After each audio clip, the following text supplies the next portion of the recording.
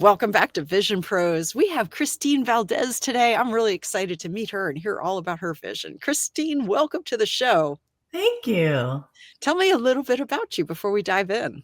Well, as you announced, I'm Christine Valdez. I am a regional director for a large sales team in pharmaceuticals. I'm also a real estate investor and entrepreneur. Very nice. Well, this is going to be a whole lot of fun then. Let's just dive right in. I want to hear first, tell me about your vision for your business. I wouldn't say it's a vision for my business. I think it's more of the way I look at vision, right? So, vision, typically people think of vision as they usually think of it and describe it as something forward looking, and a forward looking image of what they want to look like, or for a forward focus of, or an aspiration, right? And like, as in my role as a regional director, typically, we look at vision as somewhere we want the organization or for our group to go, right? And as a leader, I use a vision usually to rally and align my team to a common purpose. And it really provides that direction and that motivation.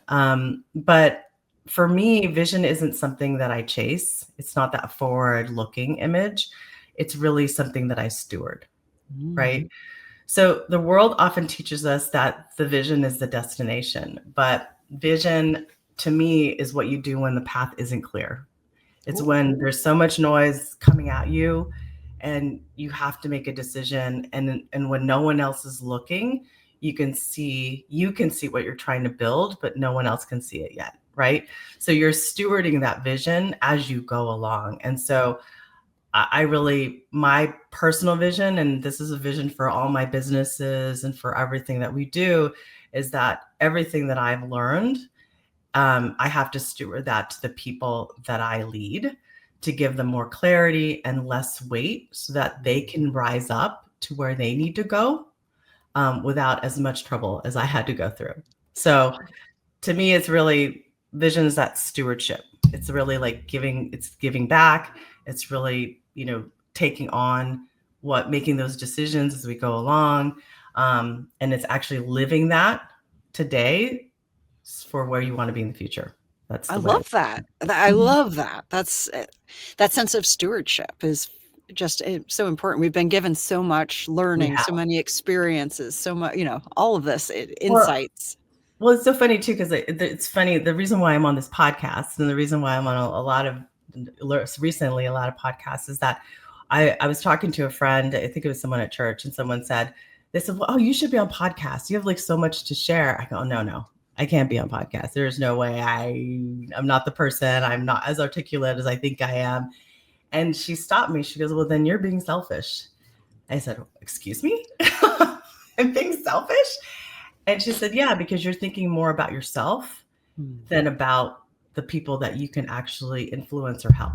She said, because you have so much that you've learned and that you've gone through in your life, and there's so many lessons that you can give to other people so that they don't have to go through the trials that you went through.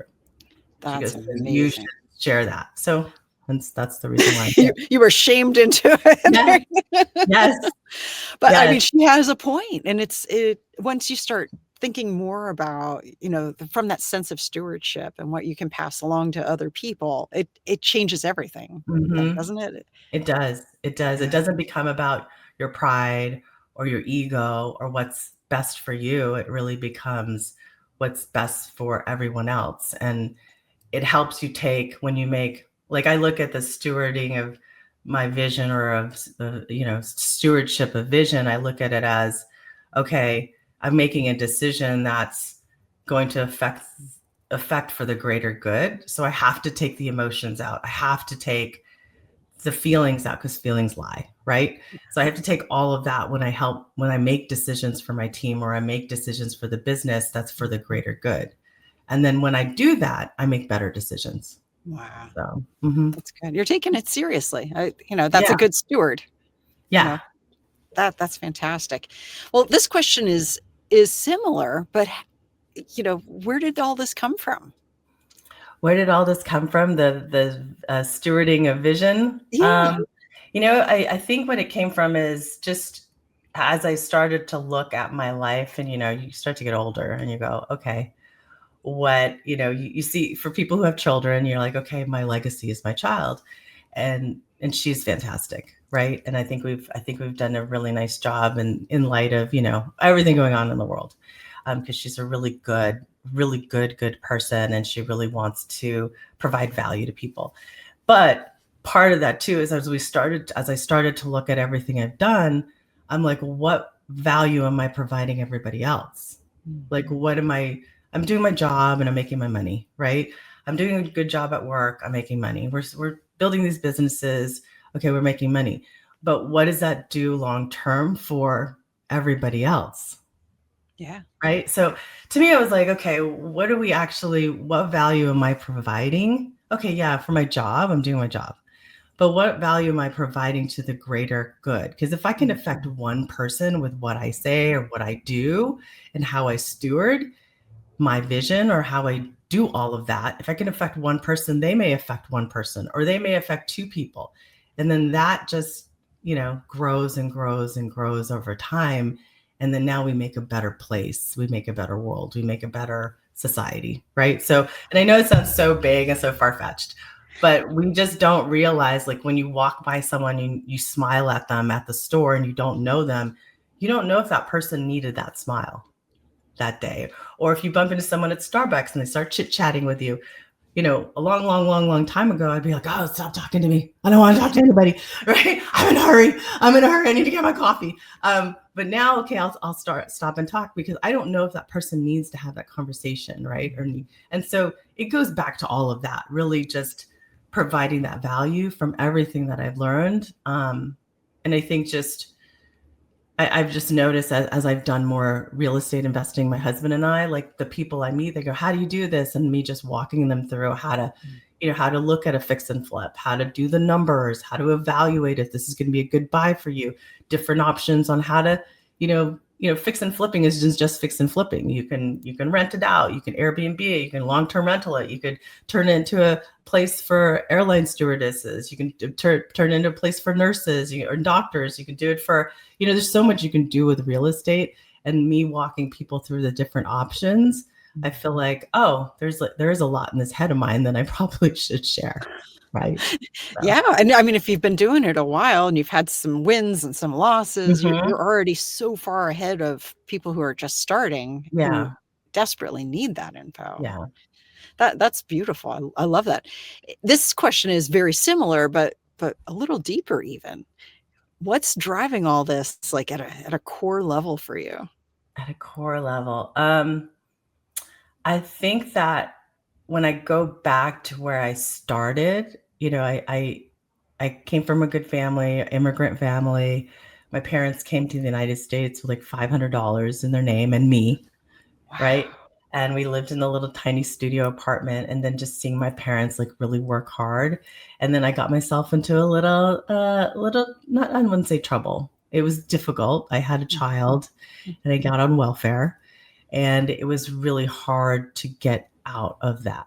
But I was able to do that through different, strategies, different tactics, different ways of looking at things, being resourceful. And I think what drives it is that now that I'm, grown and we've done all of these things, we've built our wealth, I want to help as many people who are there get out of that. And if one or two people, in this podcast can hear that and it helps them, if I can give them some strategies or some tips or something that'll help them move out of the situation they're in, then great. Let's do that, because there are a lot of programs out there that charge a lot of money, right?